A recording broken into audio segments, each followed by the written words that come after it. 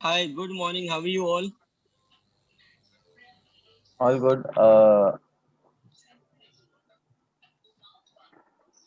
So I thought it was a webinar. I mean, it's a Yeah. It is a webinar. We're just waiting for the Arindam bhai. You are muted yourself, Arindam. Good morning, everyone. So I request all the viewers who are joining us today morning, if everyone just can keep yourself on mute and your videos off, so that we can just. It was a webinar. I mean, it's a Yeah. It is a webinar. It is a webinar. We're just waiting for the Arindam bhai. Uh, You are muted yourself, Arindam. can you hear me? Good morning, everyone. So I request all the viewers who are joining us today morning, if everyone just can keep yourself on mute and your videos off, so that we can just. Yeah. It is a webinar. There is some audio problem. Yeah, it's echoing actually. Okay, so now you can hear me? Yeah. Okay, great. So to all the viewers over here, good morning to you all, and we request everyone to keep yourself on mute so that we don't have the sound disturbances in between the session. And we will be starting the session right from here. We would like to welcome everyone on behalf of Architects Welfare Association, and we bring out this topic, what architects want, today morning. The event is with media partner Mega Booklet, which is again empowering architecture in a lot of more ways, and is also a virtual material exhibition online. So you all can hop into www.megabooklet.com to watch the virtual exhibition over there. In any case, we start on with the talk session today, and we have on our speaker panel Charanjit Singh sir. We have architect Pradeep Kharbanda, architect Mayur Nayak, architect Kavi Jain, architect Praveen Barvekar. And from here, we bring in the first topic and we start on with the first topic. But before we do that, architect Mayur Nayak is going to give a quick description and a brief about what Architects Welfare Association is all about.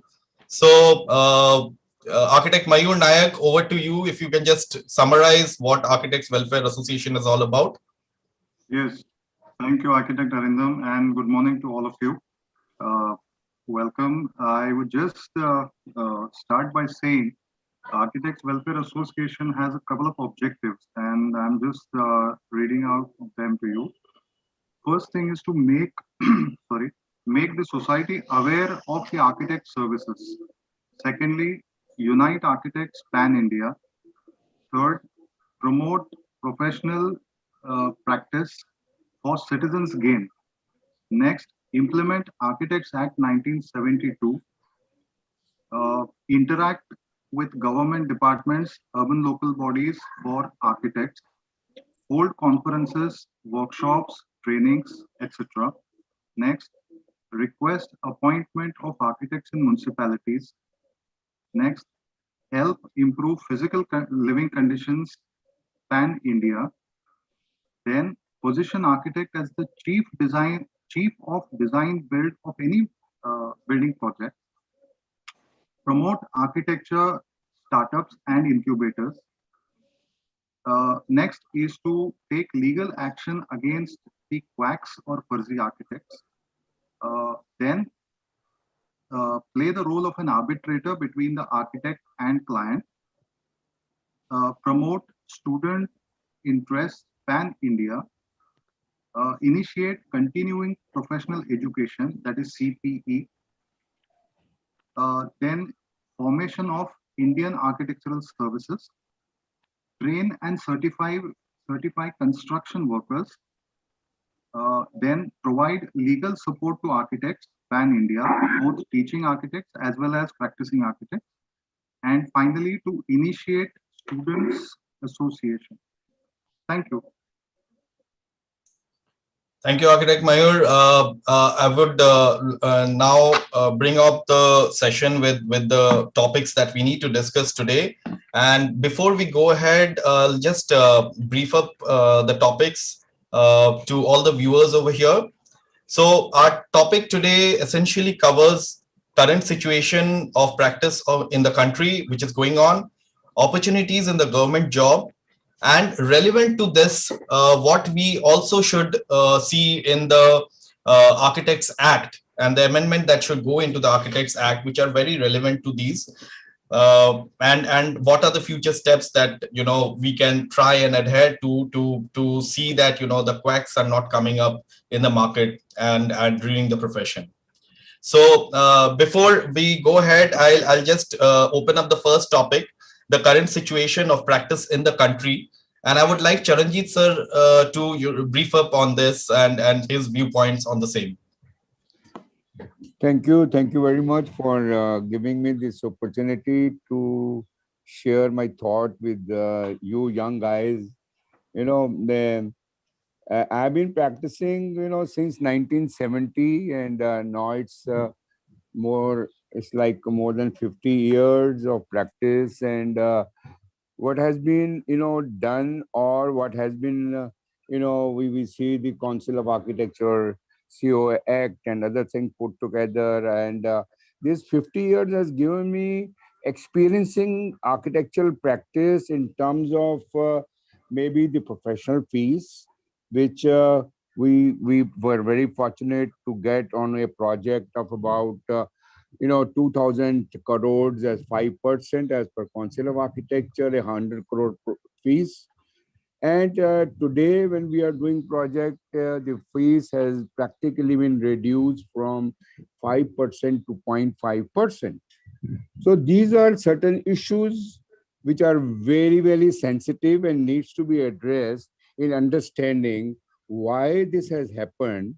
And is it only because that the Architects Act is not being looked into, or it is the global intervention, the global trends of practice, which has empowered in the practice, which we call in Indian practice as well. And probably the people who are into the profession for the last now 50 years, they must have experienced that after WTO as intervention and the GATS coming in, and a freedom to practice anywhere, and the restriction of foreign architects to come over here and to do practice, or the foreign firms, So this has practically made things a very, very global. So now what is happening today, we might talk about many more things put together, but we have to see the trends. Now today, even the evolution or the valuation of the consultancy fees needs to be seen, how it can be 3% to 5%, or internationally, when we talk about it is like on hour basis or days basis. So all these things are very important. We need to understand, because even the practice has changed from only design to design and build to EPC mode, semi-EPC mode, design build mode, and even I would say the PPP mode, which is coming here. So where now you need to see that the role of an architecture is now coming forth, where it is practically from one source to another source, but the whole thing is, which is very, very sensitive, is the holistic architecture. So if we even talk about medicine, you see, an architect could be taken as an architect as MBBS plain and as a physician. But when you talk about the architecture and the framework of the, doing masters and then collaborating together in terms of construction management, project management, planners, landscape architects, and urban designers. So all these needs to be put together.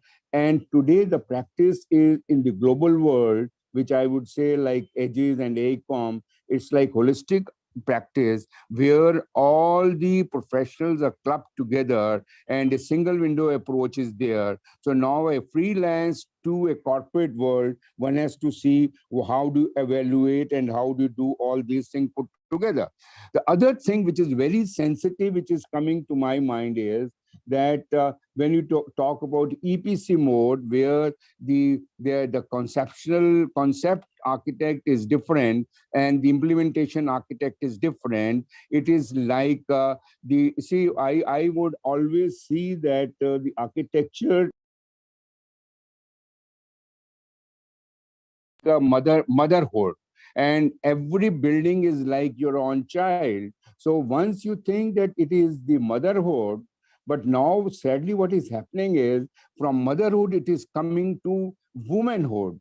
It's like borrowing somebody, and it's like a glass tube baby which is being brought up and made into somebody else's place, and I call myself that I am the father of this child, though it is not the motherhood, but it is a womanhood, and the emotions are not there when you talk about only value engineering and other things which are coming. So in a nutshell, I would say that in today's contest, there are many things which are overlapping, and we are passing through a very, very sensitive time. But only thing, I am very optimistic, not at all pessimistic, because more and more the larger projects come, the more and more role of an architect has to be there. The basics are, that architects and architecture profession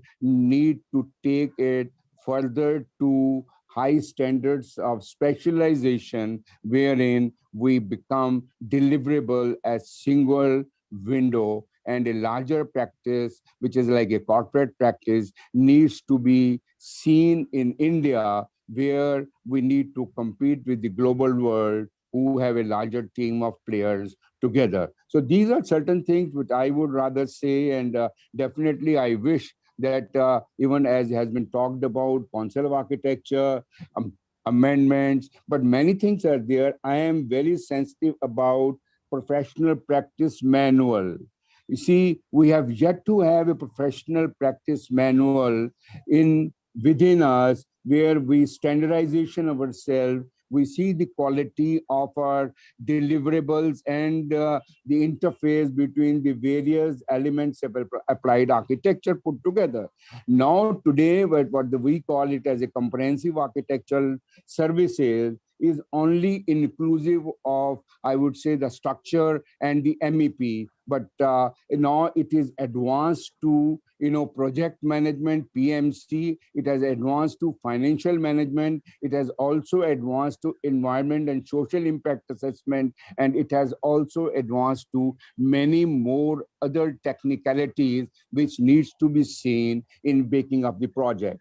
So I think more and more teaming and more building up together will essentially give us more insight. And let's see that all our architects should not look upon as a frog in a well, but let's see that now today the whole ocean is with you. You need to swim in the ocean and not to be afraid of these tides of waves which come up and down. But I think that there is so much of scope, probably in India, because India is in making, and a lot of things are happening. So I think I'll just briefly state my views on this, that let's be collectively be strong enough to see that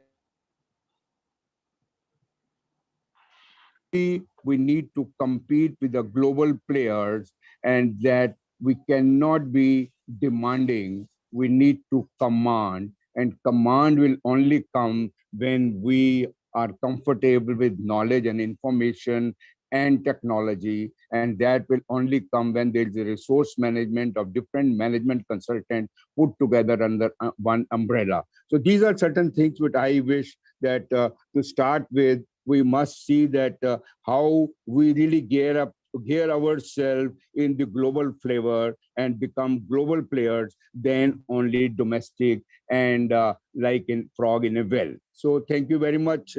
I think that I will just conclude here with my statement. Thanks a lot, sir. Those are very insightful points. And I would like architect Kavi Jain to throw his own views on same.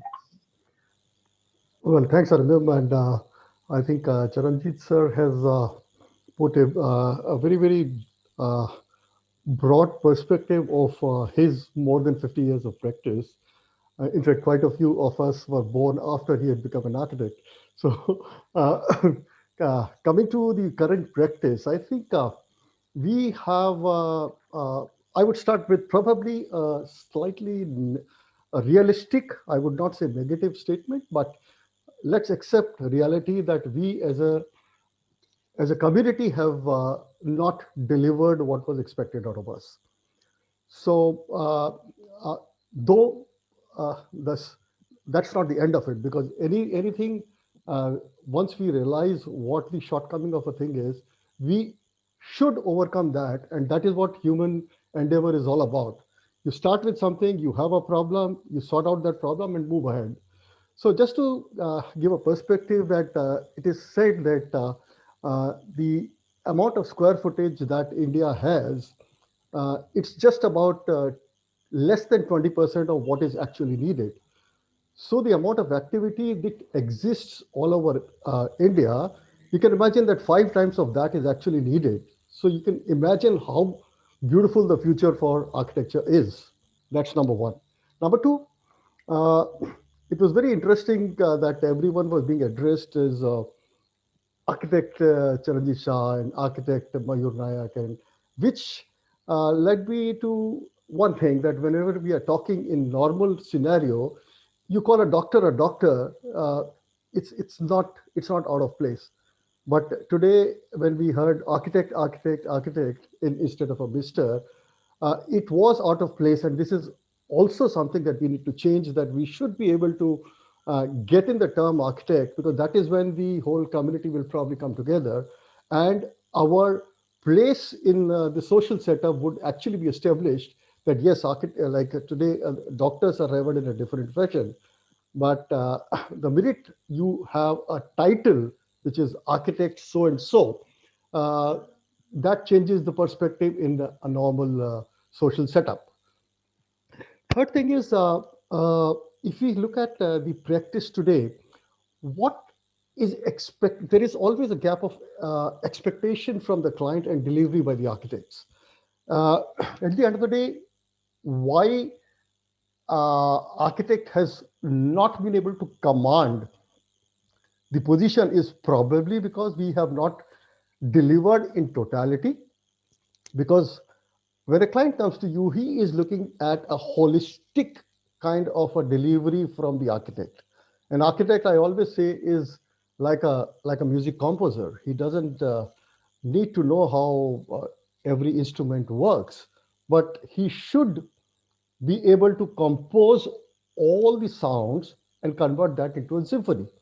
And that is precisely what an architect does. Now, when we get into that position of commanding, the whole setup of architecture would change. As we say that to come for the practice to actually come to that stage, the future lies with teamwork, involvement of all services under one umbrella. So either the practices will become huge, they'll become corporate, or you will end up being a very, very specialized freelance individual who will, on a retainer, work for these larger services. The mid level, I feel, will actually be wiped out. And so the mid level has to decide today where they want to be. Either they open up their minds, grow up to a level where they can actually become, to the corporate setup, a holistic delivery agency, and or you disintegrate into smaller setups where you stick to individual specialized kind of services. That's my 2 cents on the current practice. Arindam, over to you. Thanks a lot, sir, for your insights on this situation. And I would like Praveen sir to come in and give his insights on the same.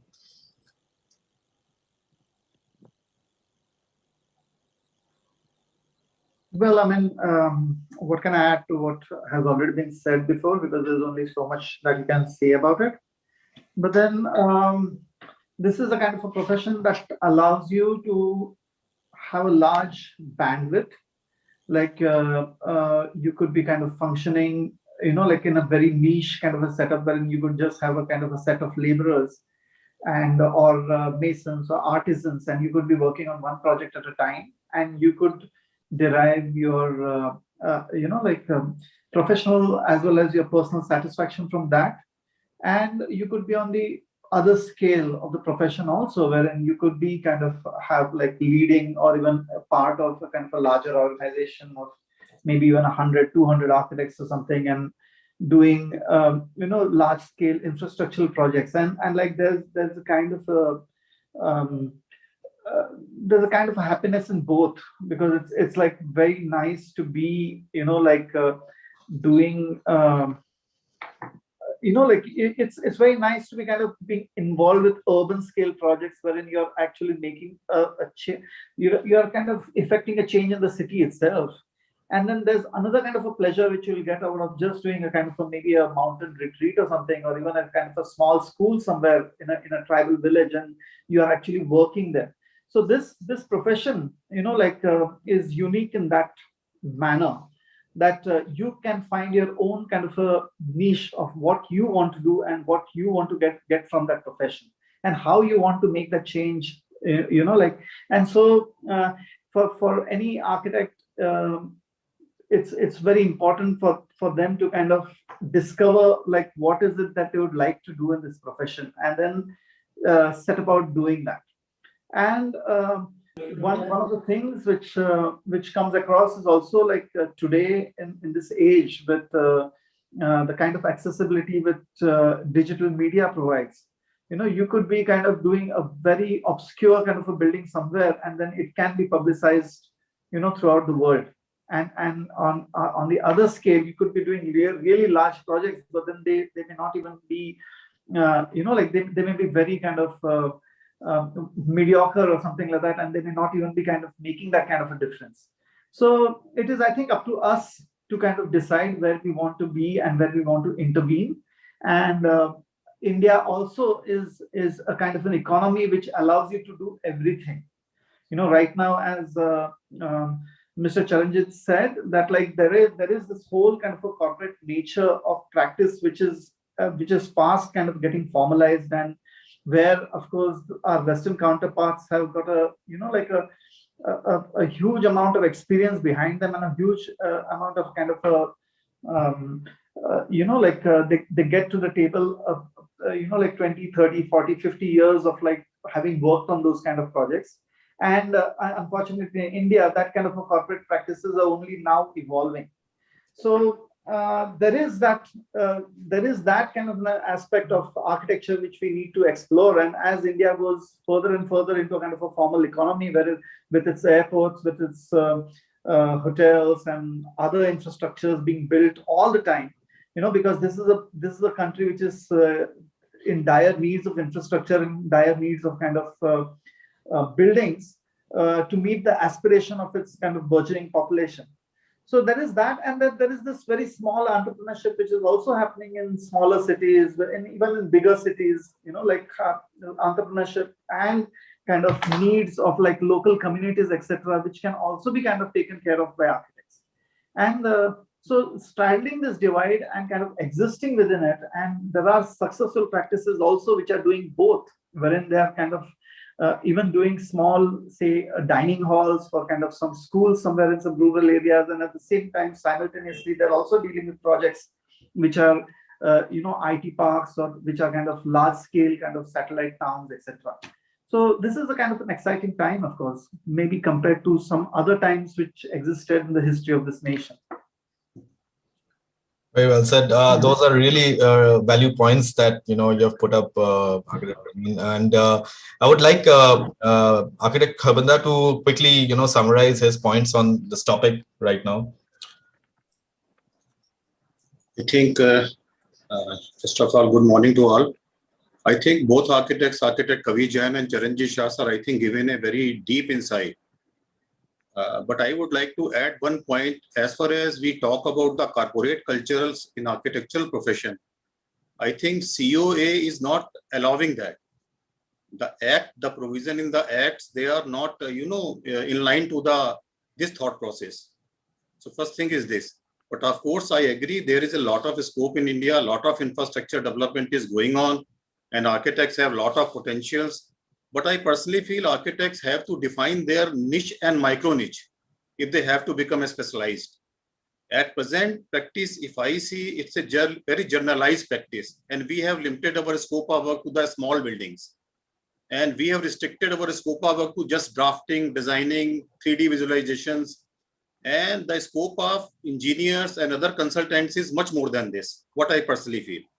So if you will allow me, I'll just talk about the Architects Act and some, amendments in short. Where are the restrictions and what do I feel where we should go?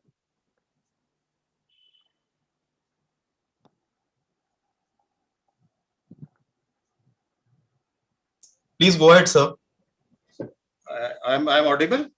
Yes, you are audible. Yes. Yeah. And so should I share my screen? You can share your screen. Yeah.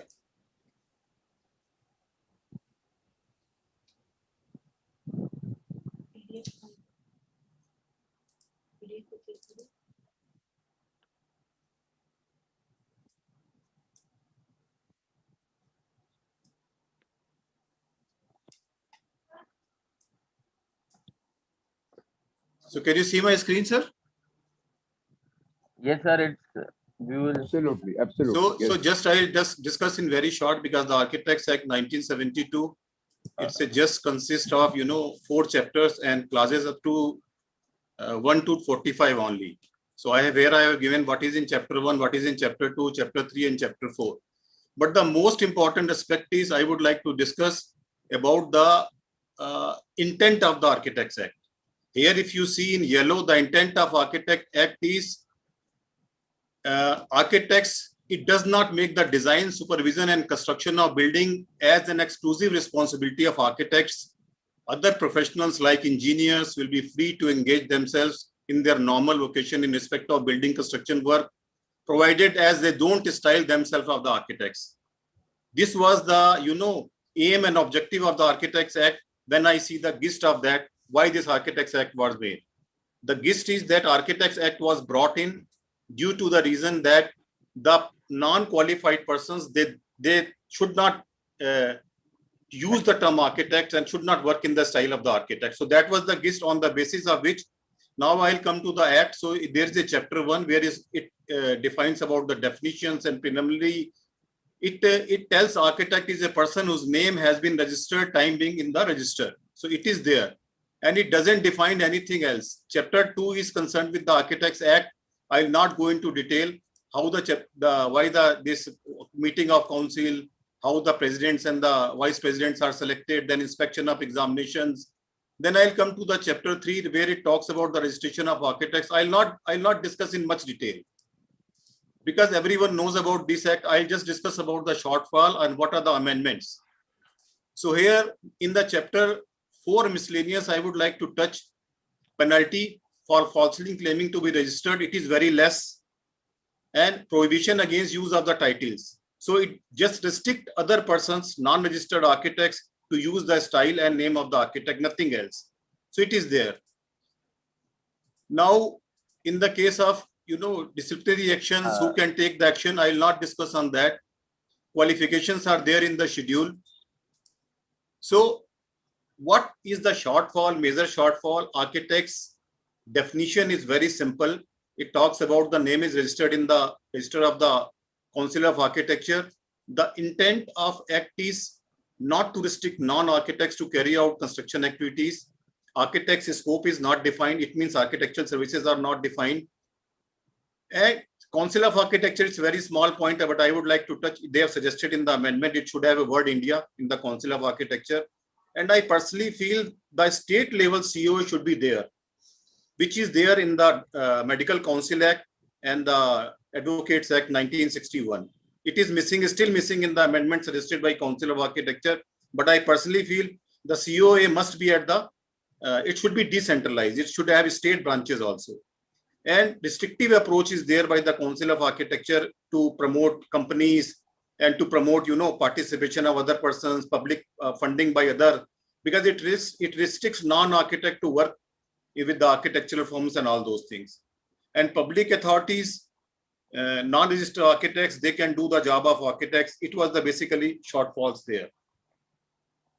Now, what this judgment has brought to us, I will come to this. The entities like non-registered architects, they can provide the building services. This was the basic outcome. Section 37 doesn't restrict them. And the public, what we achieved there, this was the thing which we missed, which we lost, our services and all those things due to this judgment, last year's 17th March 2020. And what we got in the public authorities, the registered person can only use the title of the architect.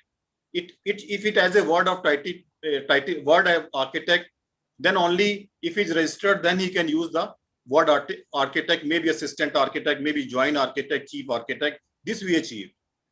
But now the second thing is there with the different designations. I mean, without using the name of the title of the architect, these persons can carry out jobs of the architects or architectural services.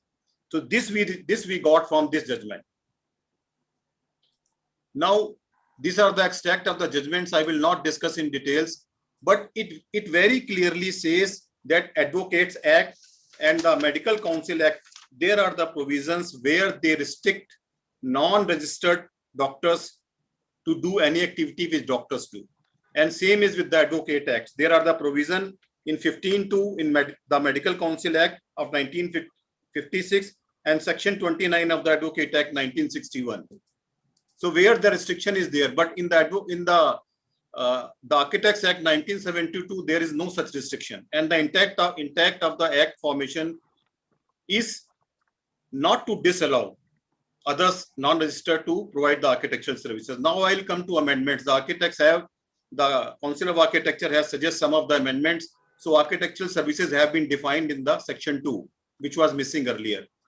Now the examination board is defined by them. What is the examination board? Now the firm of architects, they say, what is this? Limited LLP they have introduced. Now the most important thing is professional examination. This amendment talks about the professional examinations. It means in the section CD of the 2, where definition is there, the professional examination means an examination conducted by the Council of Architecture for granting registration and certificate of practice. So it means they are going to conduct the examinations. It is there. Further, very small points are there. They have defined the technical educations, the architects from various states. This is in chapter 2, chapter 3. The qualifications, now they have added to the postgraduate qualifications also. Earlier it was missing. Authority, now they are now restricting authorities to give the post to the architects only, registered architects only. So they have taken some of the points, I mean, which were very crucial, but may not be comprehensive, may not be holistic. Sir, this was proposed, I think so, in 2020. This is proposed, no, recently proposed. No, it was proposed in 2020, 1st of May. Now they have proposed only amendment in Section 37. Yes, yes, I agree with you. They have, I think, remove all these points, and they are just going to amend only Section 27. 37 only, where it talks about the non-registered architects. They can provide the architectural service. I think the restriction has been there. Sir, I just wanted to brief you. The amendment being proposed by the Council of Architecture recently was actually the Section 37 was being amended, and it has given two basic services like signing authority has been given to architects, whether in submission drawings and what do you call GFCs or good for construction. Any signing authority has been given to architect, and it has been challenged by the Association of Consulting Civil Engineers. So I So, think, yeah, please carry on. so actually, do we need an amendment just in section 37, or we need amendments in other sections also? No, we need amendments. I think various sections in the section. Yes, yes. In the chapter 1, we need to define architectural services. We need to define architect, who is an architect. There should be much broader, I mean, recognition of the architectural services need to be defined. And section 37, certainly, because that was the only basis of the judgment where the various high courts and various Supreme Courts, they studied in details. They tried to get the, intent of the Architects Act, and they found that section 37 is not comprehensive in that way. It doesn't restrict them. Yes, So sir. there are various sections where I think the amendment should be there. So I think section only amending 37 is not only the sufficient which can take care of the, because the amendments has to go in one go. Every day you cannot bring out the amendments. Yes, So yes. further, I think various sections needs to be amended. I think this is section 37 is also to be read with section 2 of chapter 1, where we are defining architecture and architecture services. So in architecture services, there are various branches of architecture services, and the definition of each and every branch should be mentioned in section 2. See, unfortunately, the architectural services has not been defined anywhere. If you try to reach the judgment of the Supreme Court, they have tried to evaluate that also in the judgment itself. They are mentioned there. What are the architectural services?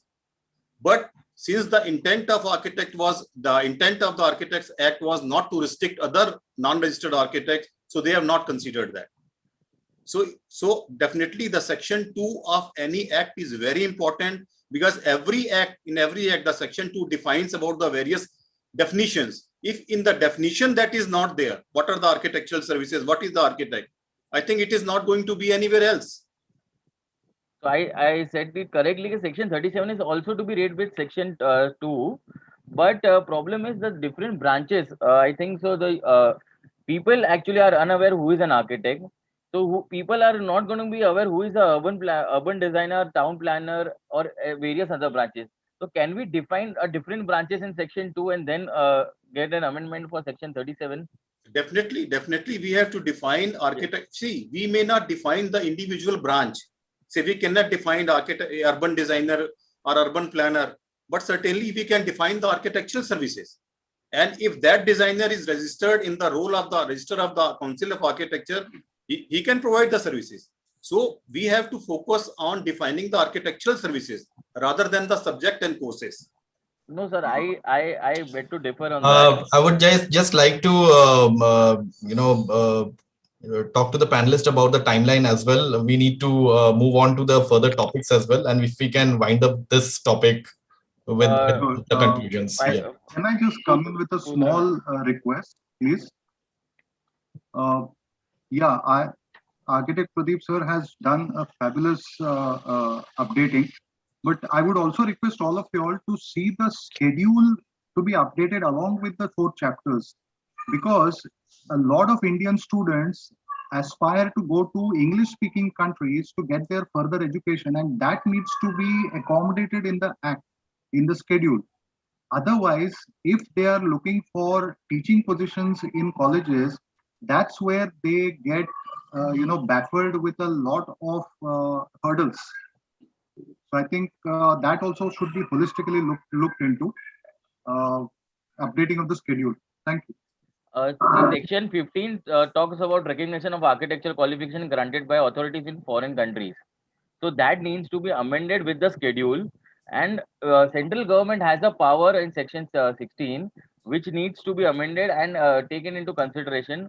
I think so. Few of the letters had been sent by Mr. Architect Mayur Nayak, but it was been told that they have a special committee and they will recognize.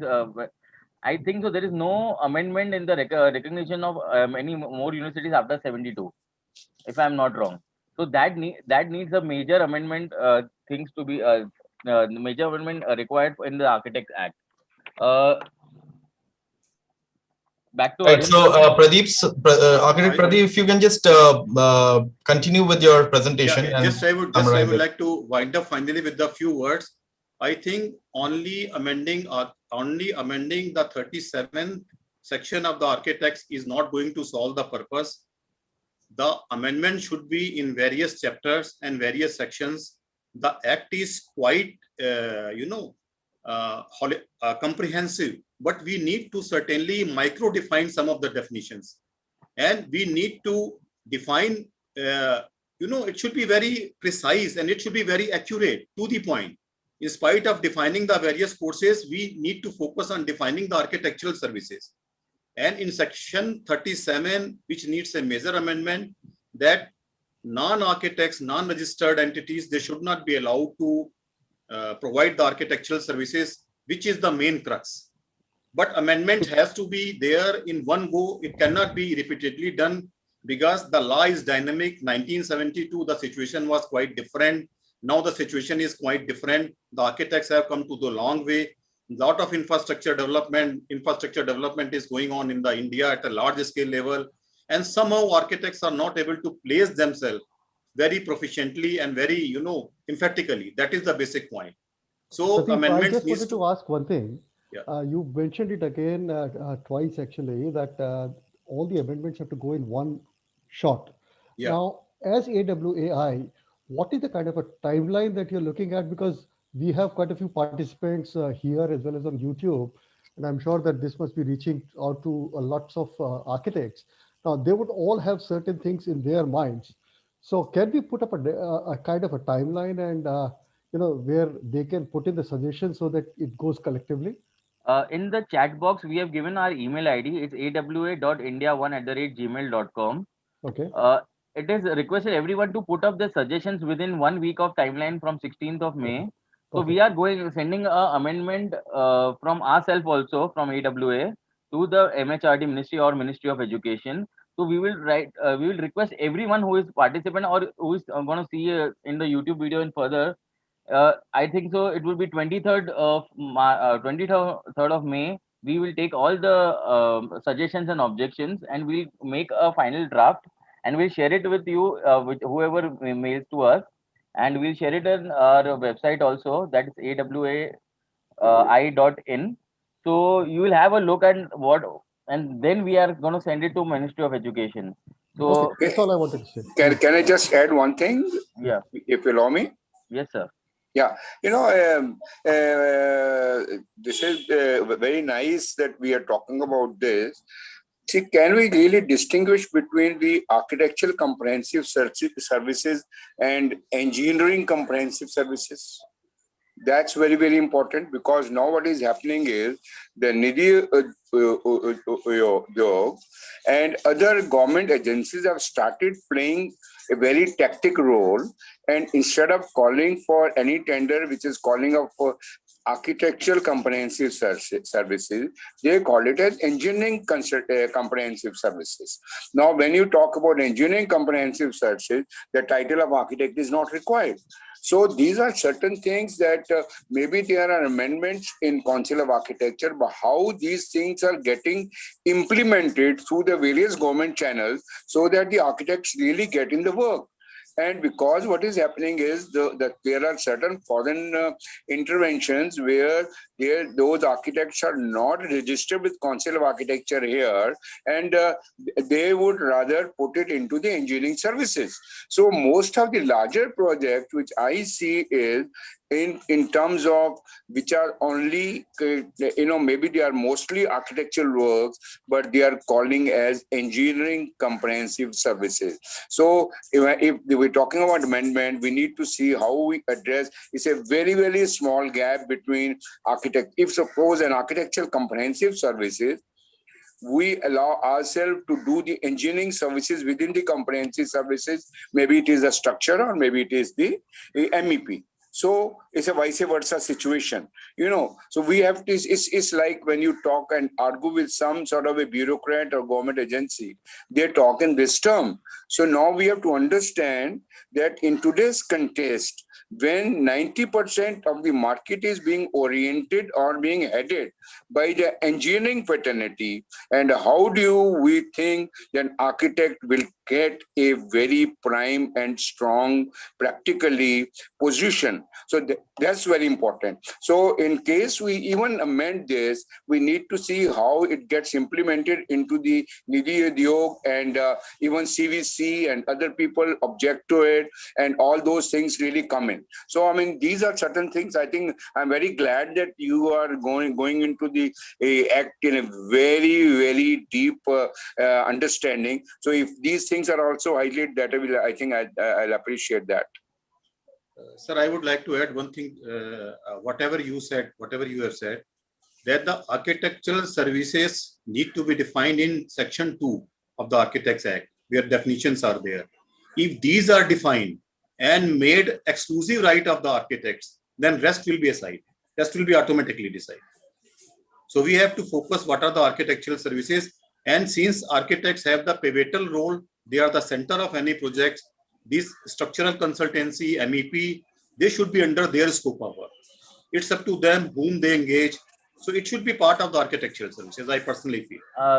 Can the tendering process be a part of an architectural services? Doing by just one point. I think it is there in the council scope of work, and the tendering and the periodical supervision, and even the appointment of a clerk of works. All these are in the services.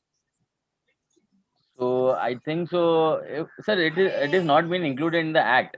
If it get included in the act, the comprehensive services will be defined very nicely accordingly.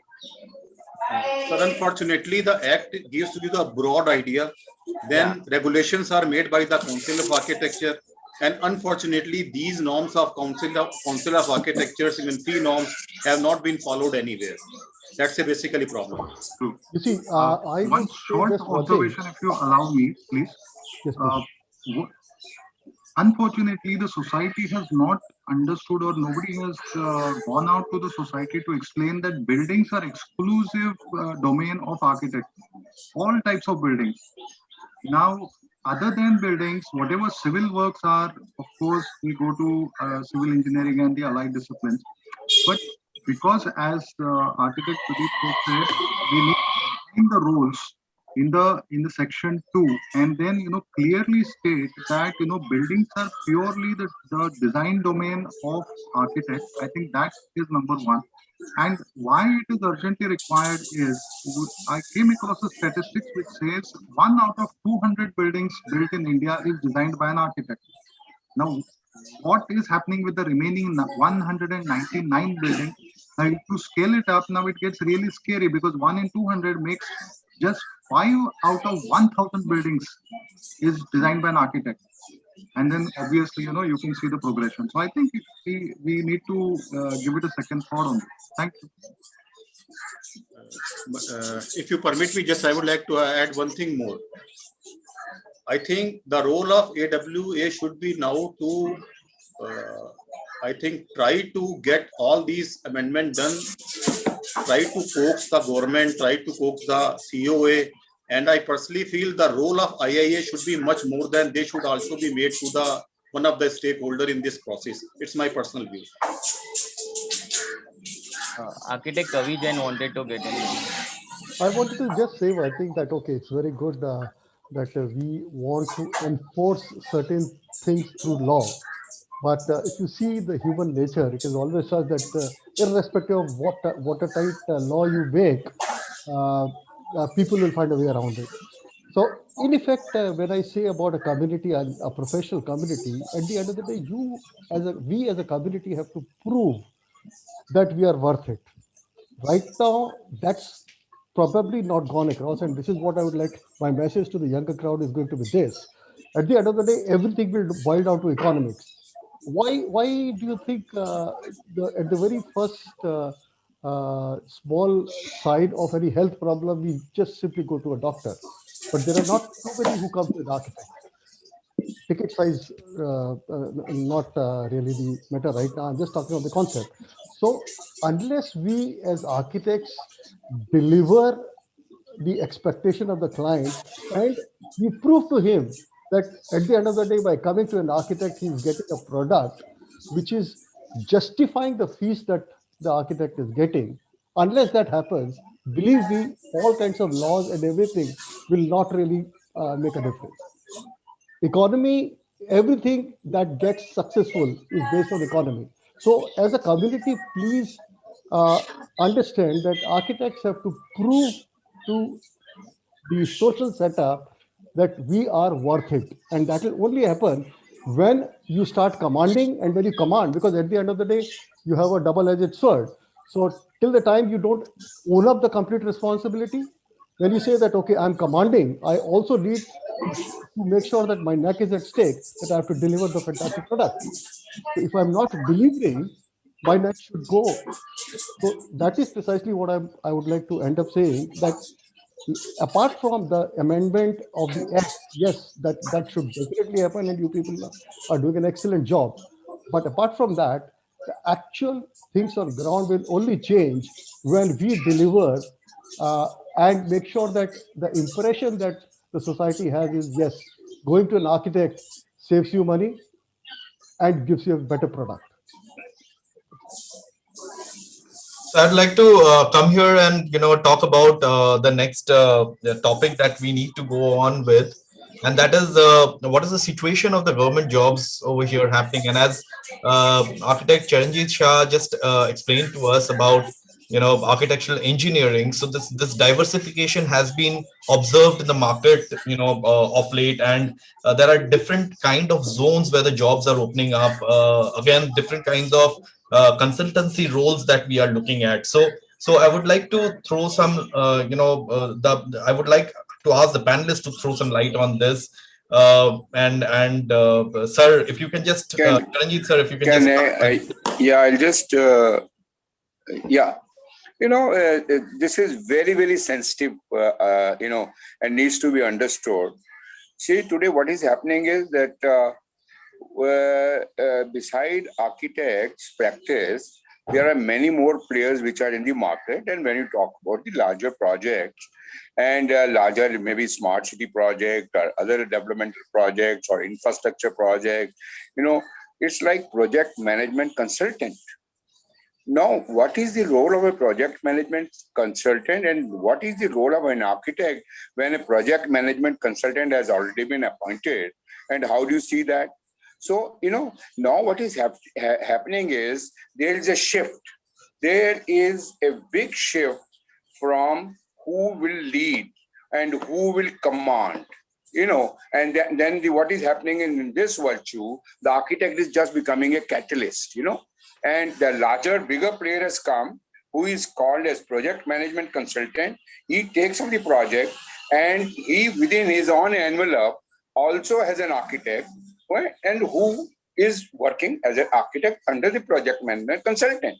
So now what is happening is the project management consultant, who probably the head or the people who are managing perhaps may not be the architects, but they are looking into the project, hiring the architect either within them as a part of the team or from outside. This is one way.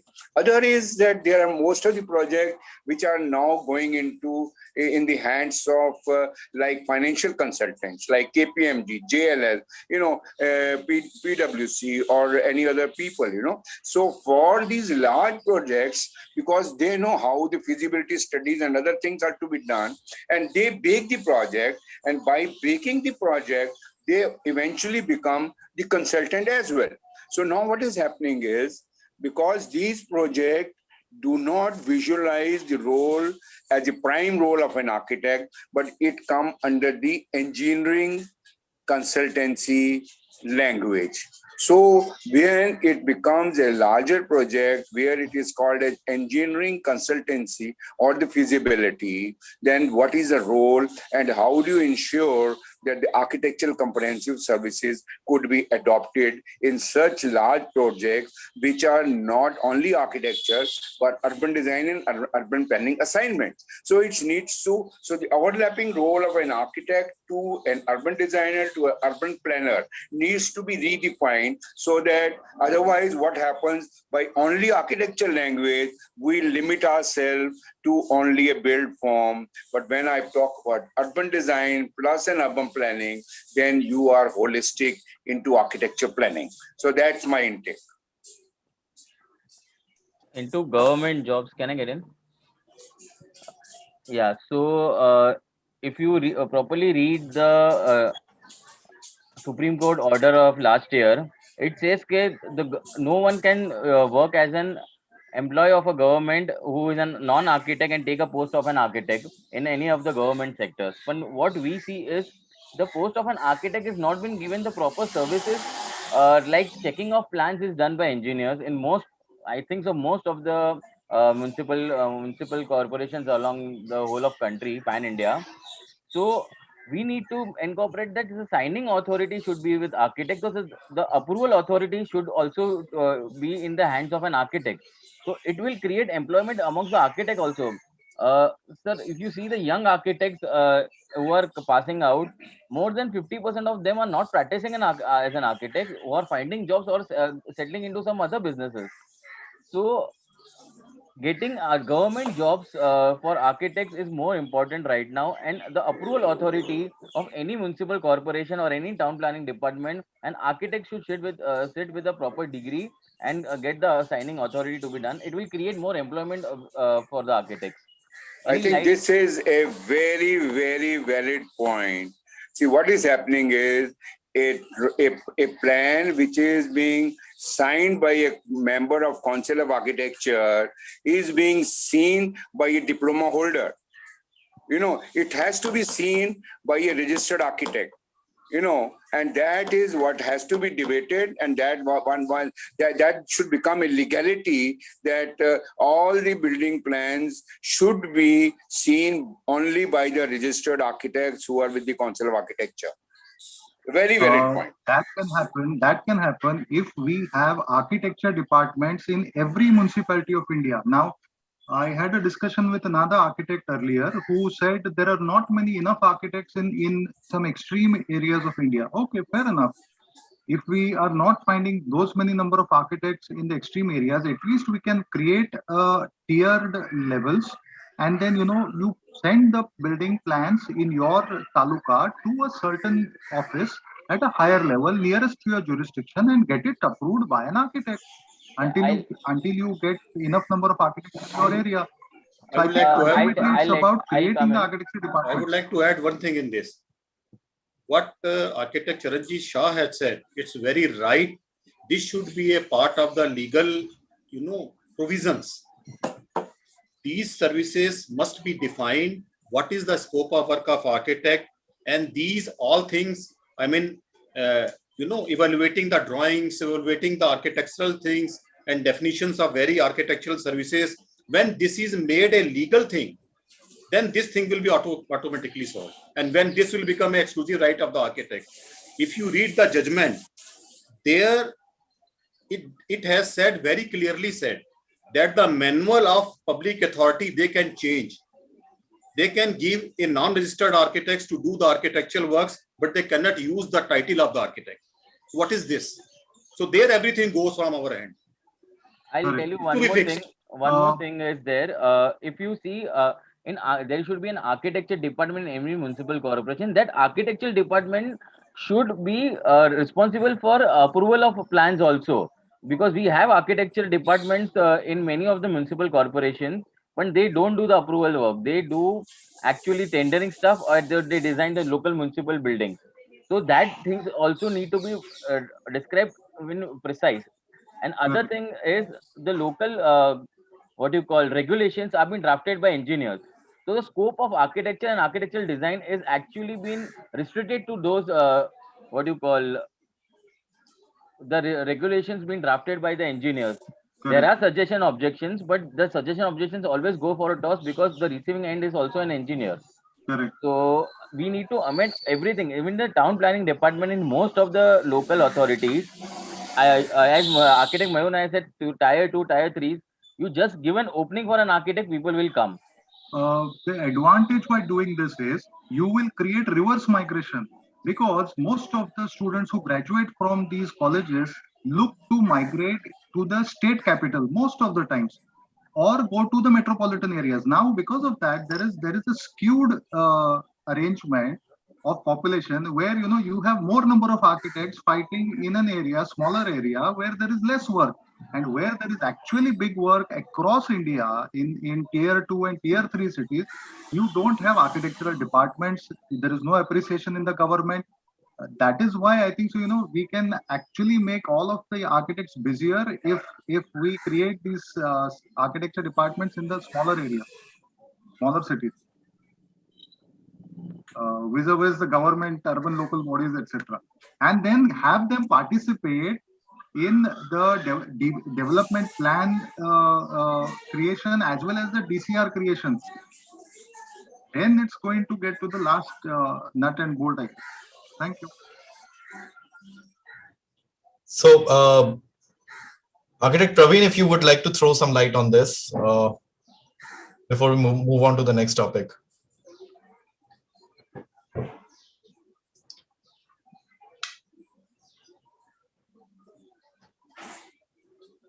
Hello. Let us move to the next topic. Yeah. So over here we again we had been discussing a lot about about the Architects Act and what amendments are required, and this essentially covers most of our topic regarding the Architects Act.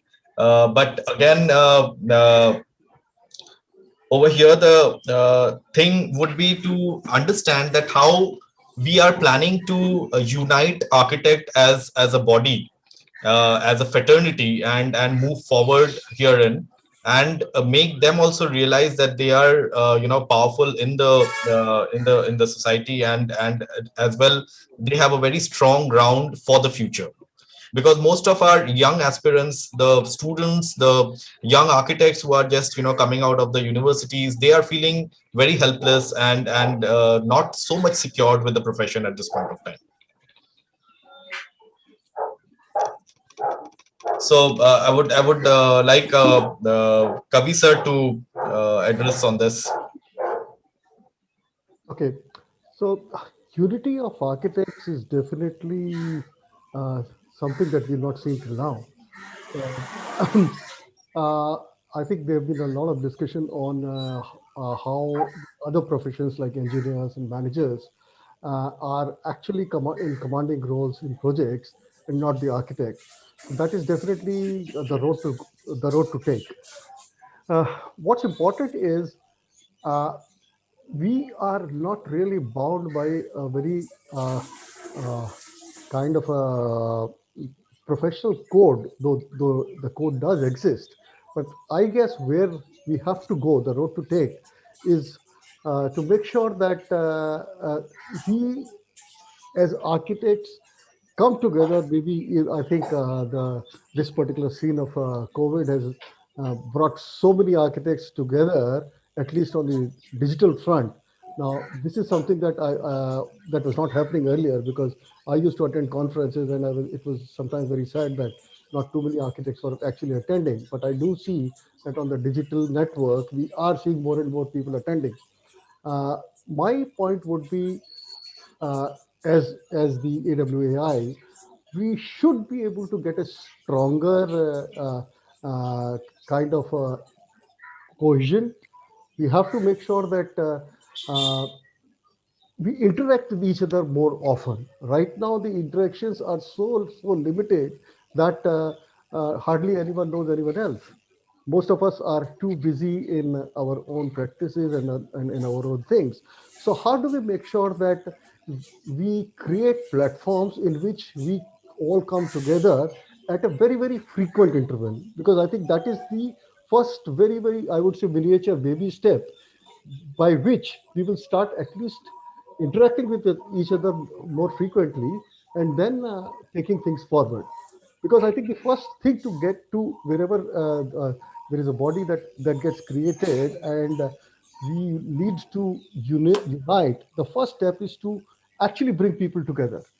Now, such platforms that you've done today, maybe more of these could be initiated, and once the physical things start off, we should actually meet in person too. But let us at least start doing this more frequently. So that's my first, I would say, the baby step. And once we interact more, and it should be more interactive sessions, not just a few people speaking. We are going to have a question answer session, I know. But what I'm saying is that let us have certain areas of certain interactive kind of platforms in which we have maybe we restrict that. Okay, let's have 500 people coming in, and each person who wants to speak should be given a limited time to speak, because otherwise generally the thoughts get restricted to one person. So what I am trying to say is, let's create platforms to unite and get people together more and more often.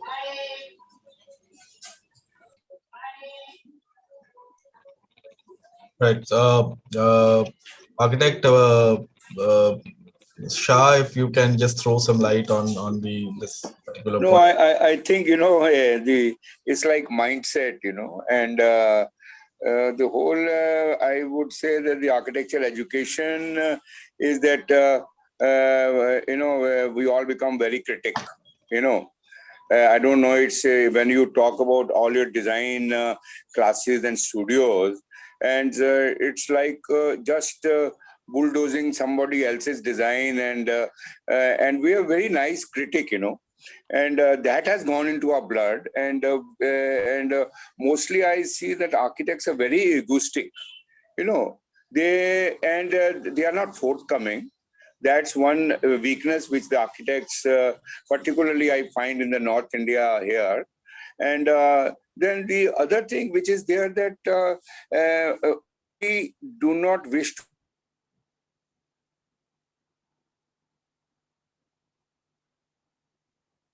profession. They do the refresher courses, they attend the refresher courses, they would like to update themselves, and all that is happening is a learning process which is there in the profession is missing in architecture. So these are certain things which by and large we need to see that how we really become more good social human beings, and really interact with the masses, and every time what we say is that, oh, the people are not aware about architects and architectural fraternity. So that's a miss to us, that we do not interact with the society. We are not more socializing, we are not having that community behavior, we do not wish to really participate in humanistic approaches. Once we do all that, definitely, like in medical profession, you have some free camps here and free camps there. Why can't we, the Architects Association, create that sort of camping and make people aware of material application, the local materials, the technique and technology and all these things. And then by putting all these things put together, we become, people friendly. How do you create that? See, I cannot enforce like a policeman and I start saying, oh yaar, architect ko to yaar tum mano yaar, ye architect hai yaar, yehi naksha bana sakta, dusra nahi bana sakta. So all that fanatism within the profession has to be removed.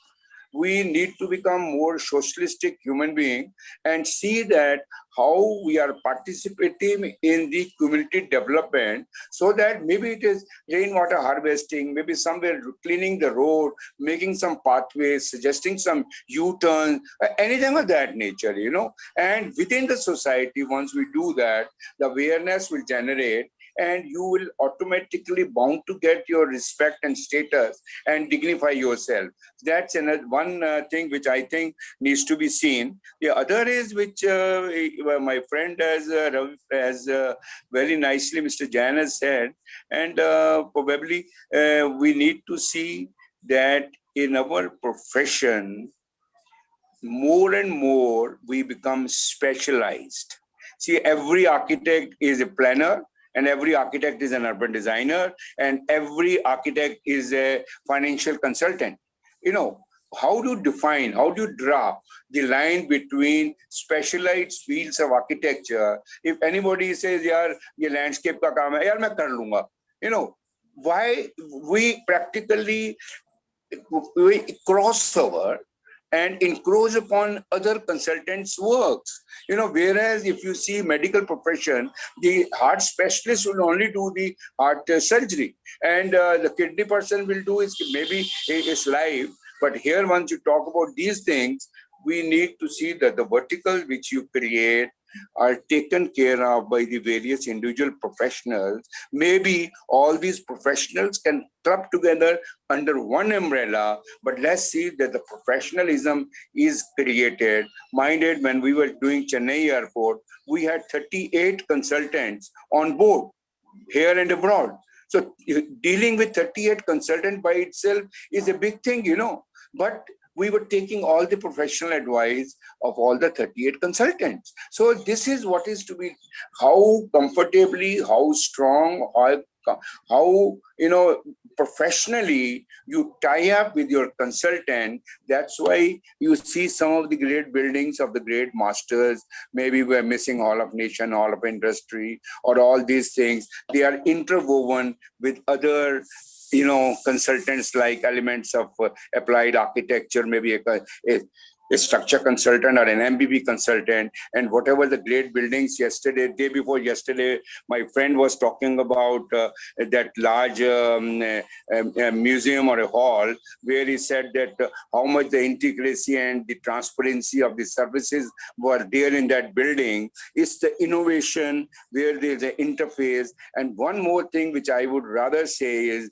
the architects needs to be engineer friendly. We need to interact with our engineers more often during the design, during the process of design, during the various things put together, and not leave our structure and our MEP or other things just to them as a separate in isolation, but as an integrated approach towards understanding the various elements of applied architecture and put together, which is like holistic architecture. So fundamentally, let's see that we as an architect should not feel that हम अलग बैठ के यार एक घर बना लेंगे. नहीं, मैंने इंजीनियर के साथ स्ट्रक्चर हो, MEP हो और कोई एक्सपर्ट हो, उसके साथ मिलके let me evolve the process of design, where it is the evolution of design, maybe headed by an architect, but cohesively being designed totally holistically by the complete team. So that's the intake which I feel.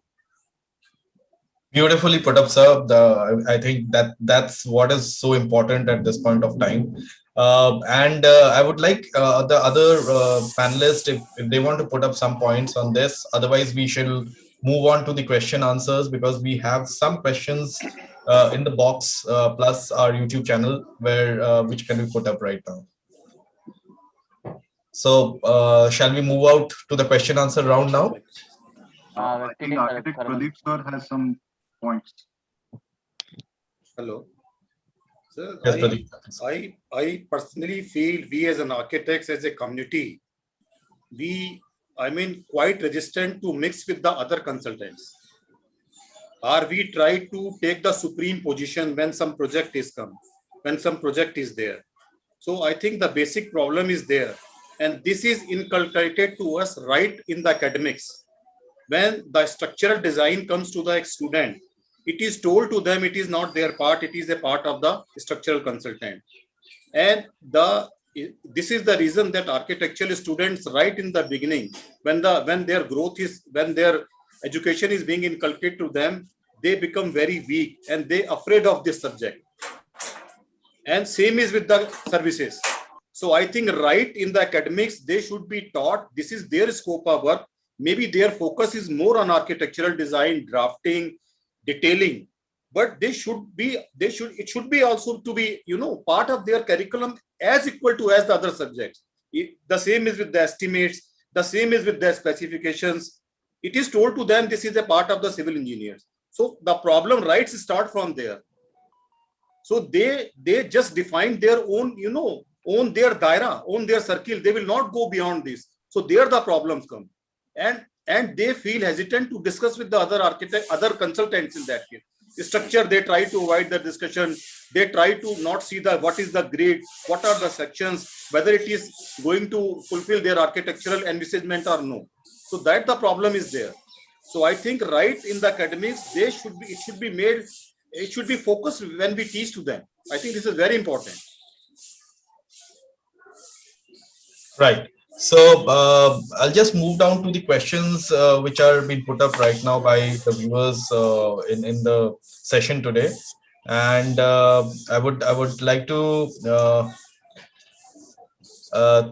There's a question on YouTube by Madhi Vamsi, and he asked that, does COA had anything to do with the pay scale of architects in the country? Do they control the minimum salary for architects? So I would like Dhruvan to address this if there is any insight that he has. Unfortunately, salary is not being part of any of the Architect Act or any of the professional practice manual. We have a pay scale for practicing architects that is 5%, as Charanjit Shah sir said.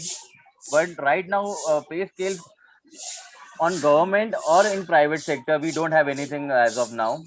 Minimum scale, it is upon the architect. Actually, in India, architects are being paid very less as compared to the other countries and for jobs and all.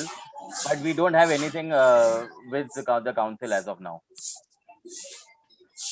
No, I would rather say that, please, if you don't mind, I would say that let's not say that architects being paid less. First of all, you know how much an advocate is being paid after doing his LLB, or a doctor is being paid, and how much is the gestation period which doctor has got. MBBS, then MD, then internship, and this and that, and he becomes a doctor after 10 years of very aggressive, studies. Whereas within 5 years, an architect feels as if he's कोई बादशाह हो गया, Lord बन गया है. तो ये एक परसेप्शन हमें I'll tell you, हमने बड़े धक्के खाए. इनिशियल स्टेज पे डीटीसी बस में 5-5 पैसे बचा के हमने मतलब अपना उसको ट्रेवल करते थे. यार देखो यार कैसे हम इसको करें, और पहला क्लाइंट मिला, उसने 100 रुपया दिया advance. I felt so happy. what happens is that there is no shortcut to success. You need to be a good learner first, then only you will rise to a level. So gestation period, I see within architecture, maybe it is just 2, 3, 4 years, 5 years. After 5 years, you become so comfortable. दादागिरी हो जाती है अपनी. जब जिस दिन आप 2-3 project निकाल लो ना, you are collar up, आप दादा हो, तब आपको लगता है यार मैंने कुछ सी. Let us see, you produce your child. पहले दिन तो नहीं कुछ मिलेगा ना, पहले दिन तो बैग उठाना पड़ेगा. 10 minutes. So that's there. तो इसलिए ये देखो, अपने प्रोफेशन को कभी मत सोचो यार ये कम पैसे हैं, या पैसे के लिए तो मैं काम ही नहीं कर रहा, पैशन के लिए काम कर रहा हूँ. And I'll tell you, follow the Krishna theory that do your karma, the dividend is bound to come. Nobody can stop your dividend. So let's see that we do the best and we will be paid the best. Absolutely, sir. I would like to just shortly come in here. Through a lot of readings, I came across that there is a difference between passion, charity, and business. So you cannot mix up all the things. We have to keep them separately, and what is required as a minimum wage has to be established, and somewhere we have to start discussing that, I guess, in the country.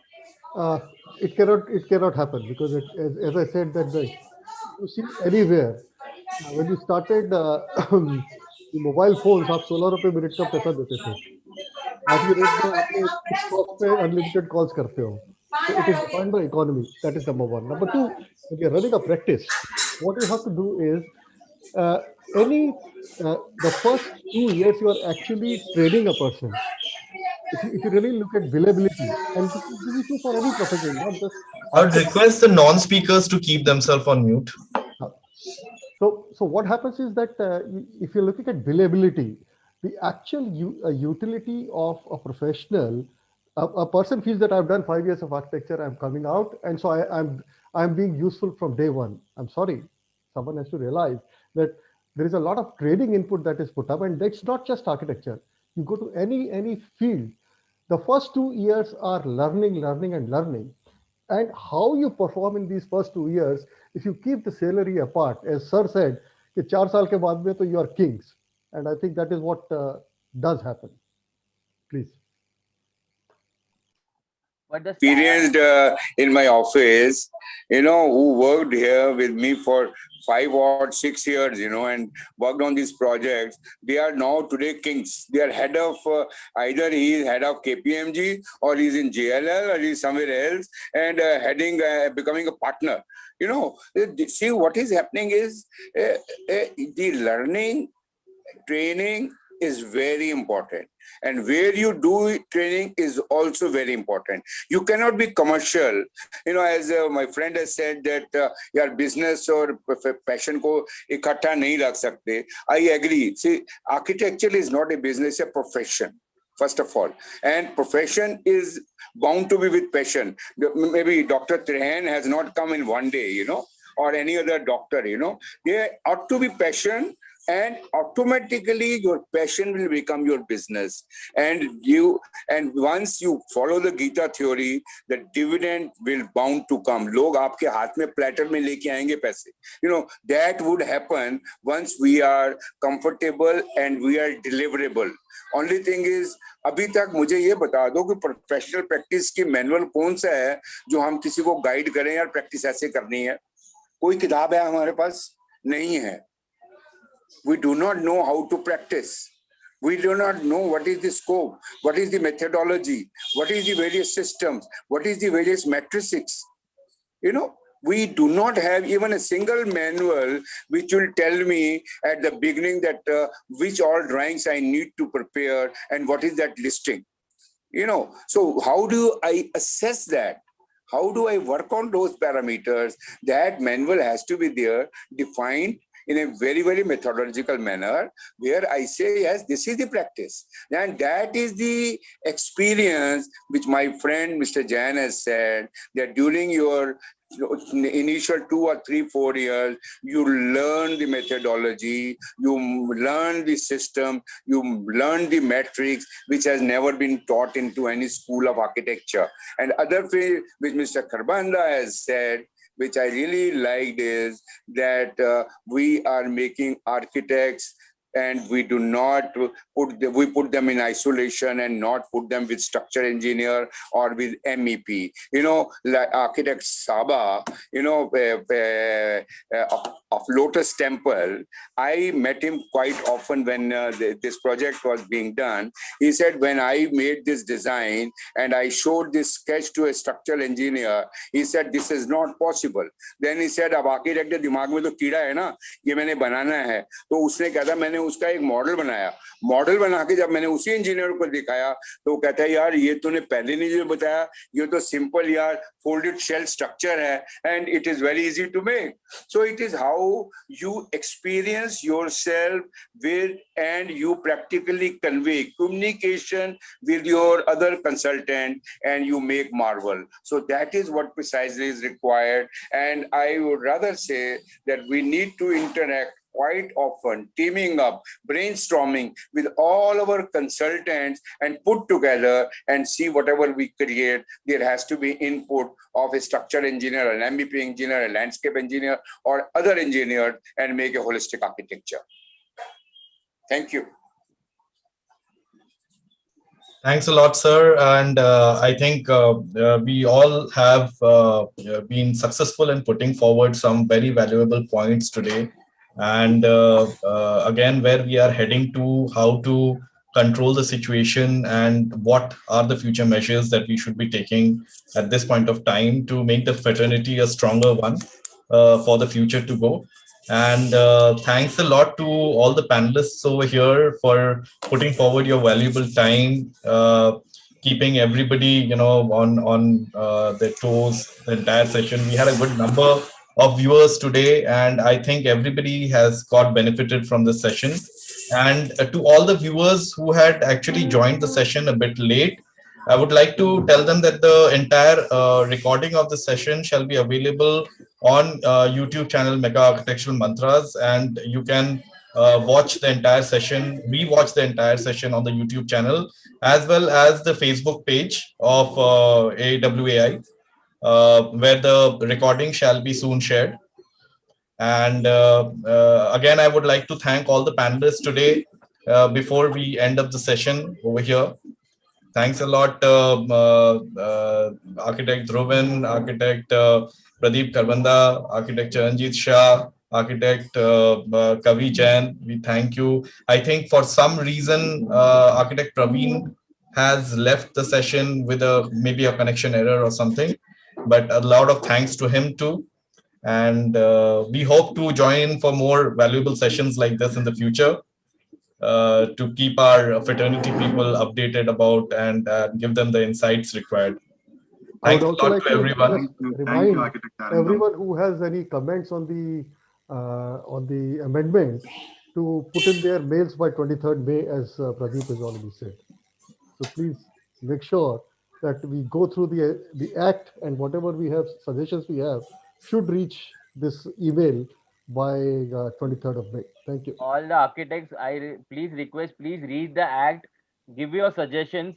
Your suggestions are very much valuable to us, and please revert by 23rd of May, so we can put our strong amendment in front of the MHRD or Ministry of Education. Thank you, everyone. So thanks a lot, and we end the session over here. Okay, bye-bye. Thanks a lot. Take care. Stay safe. Stay healthy.